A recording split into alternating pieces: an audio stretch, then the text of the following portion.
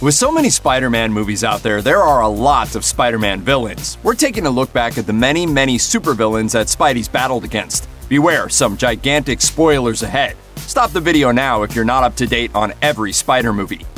The Amazing Spider-Man 2 is even more than Spider-Man 3 before it, an overstuffed movie that banks on interconnectivity to help drive excitement for a sequel that ultimately never came. At the time, Sony Pictures was attempting to push ahead with its own cinematic universe with Spider-Man at the heart. When it didn't work, we ended up with Spider-Man in the MCU. Watching The Amazing Spider-Man 2 today is mostly an amusing exercise in seeing someone try to build a universe that never quite comes together. Rhino is, sadly, a victim of this crumbling effort. The film had Paul Giamatti playing a Russian gangster in a mechanical rhino suit, and the actor clearly relished chewing up as much scenery as he possibly could in the role. Sadly, he only appears in a couple of scenes. He might have had more to do with a hypothetical sequel, but here he's largely an example of a wasted opportunity. The version of Green Goblin who shows up in The Amazing Spider-Man 2 is a perfect example of the film pushing ahead for universe building while sacrificing any real sense of long-term storytelling. We've never met this version of Harry Osborn before, but we're told he's got a connection to Peter going back years. We haven't seen the toll his genetic illness is taking on him, but we're told it's bad and we should care. We haven't seen any real development in terms of Green Goblin tech, but we're shown it all packaged and ready for Harry to dive in. It's a whole lot of telling without any emotional weight. This lack of real investment makes this the most forgettable version of Green Goblin on the big screen so far. Making Electro the primary villain of The Amazing Spider-Man 2 was a good idea on paper. He's got cool powers that can manifest themselves in interesting ways visually, and he was played by Jamie Foxx, who offered up a new version of the character. Unfortunately, it doesn't quite work. Fox seemed to do the best he could with the material he had, but the character's motivations get lost in the shuffle of everything else the film is trying to do.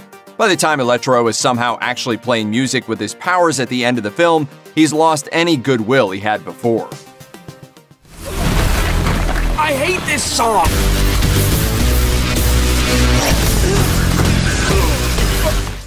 Venom is a complicated character, and introducing him into any film as a Spider-Man antagonist has the potential to be very tricky business.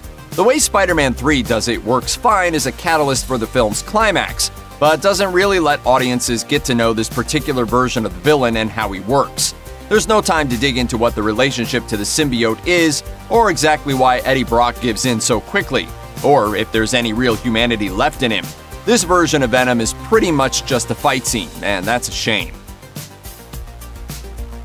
Spider-Man: Homecoming, the first solo Spider-Man adventure in the Marvel Cinematic Universe, is a great example of a film that knows how to juggle multiple villains without overwhelming the piece. While Vulture does the heavy lifting as the film's chief bad guy, his crew back at headquarters fits into the story in an organic and entertaining way. However, the Tinkerer doesn't rank higher on this list because he doesn't have that much to do in the film. He's the guy in the chair, manipulating tech and communications behind the scenes while the Vulture does the fighting. Because of that, he's not a heavy hitter within the film, but he's certainly entertaining in the space he's given.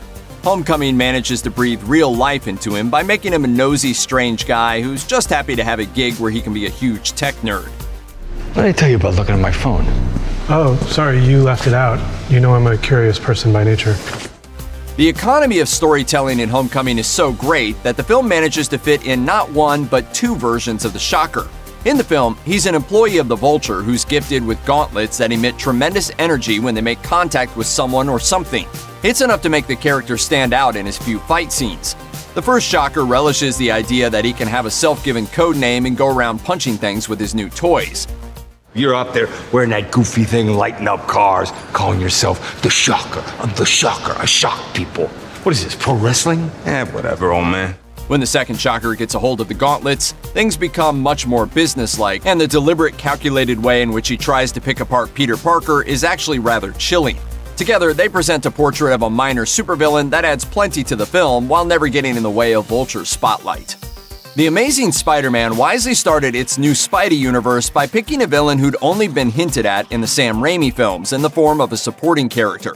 We'd seen Dr. Kirk Connors before, but we'd never seen him transformed into a monster by his own scientific hubris and desperation. The fact that the character was in the Raimi films created a sense of excitement among fans who were finally going to get to see the Lizard, while never quite feeling like the new film was retracing the steps of the old ones. In The Amazing Spider-Man, Dr. Connors takes on a certain kind of quiet strangeness that permeates the early scenes. You get the sense that he's a man who's thought far too much about things he probably shouldn't be tinkering with. As his slow transformation begins, the character becomes even stranger, creating a villain who's both threatening and sympathetic. The decision to make the Sandman a major villain in Spider-Man 3 is an interesting one, particularly when you consider all the other things the film is trying to do with Peter Parker's emotional journey. The decision to make him the guy who killed Uncle Ben off-screen in the first film complicates this in ways that neither the film nor the Spider-Man mythos really need. Despite this version of the Sandman works because of the parallels the film draws between him and Peter.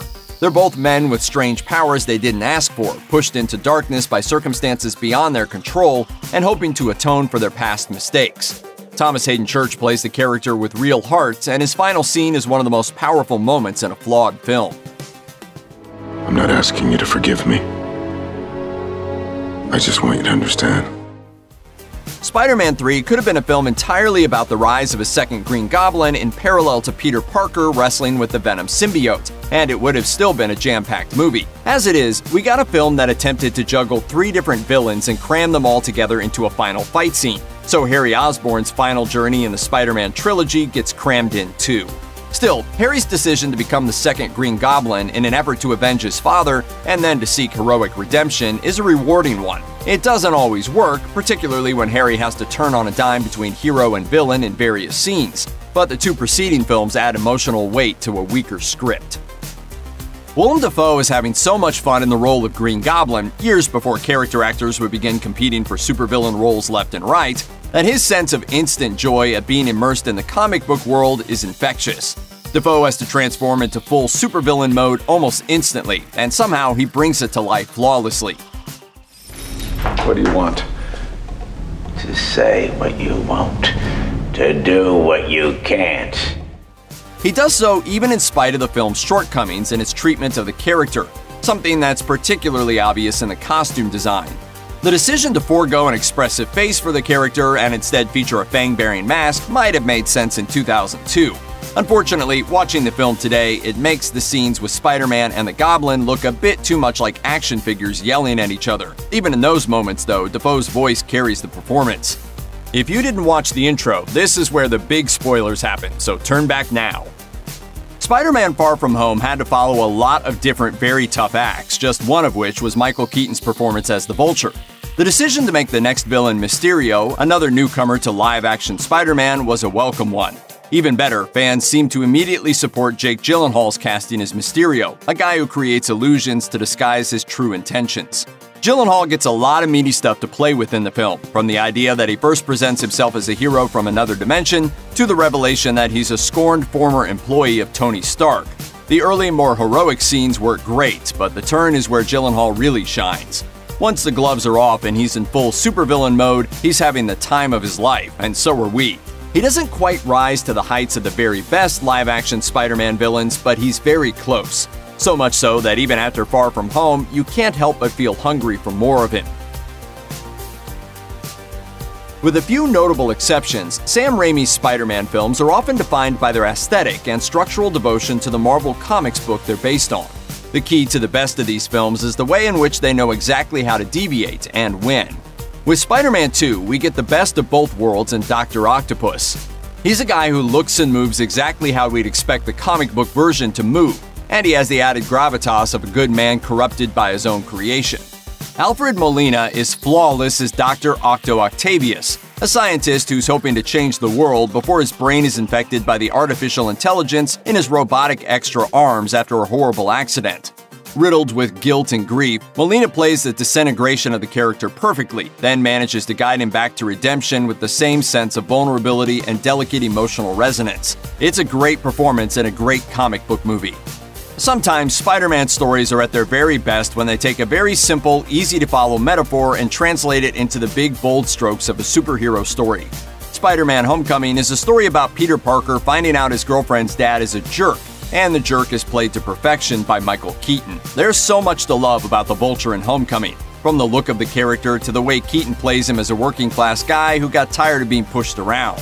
There's no nonsense here, but there are tricky emotional turns to make. and Keaton manages them all by being equal parts charming and terrifying. The scene in which he has a private moment with Peter in his car is among the best moments in any Spider-Man film. Hey, I just saved your life. Now what do you say? Thank you. Even better, the fact that his character actually has a point about the way regular people are pushed down in an increasingly strange world only adds to his impact. It's a brilliant, layered performance that's going to be hard to top.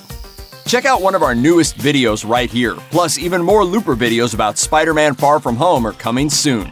Subscribe to our YouTube channel and hit the bell so you don't miss a single one.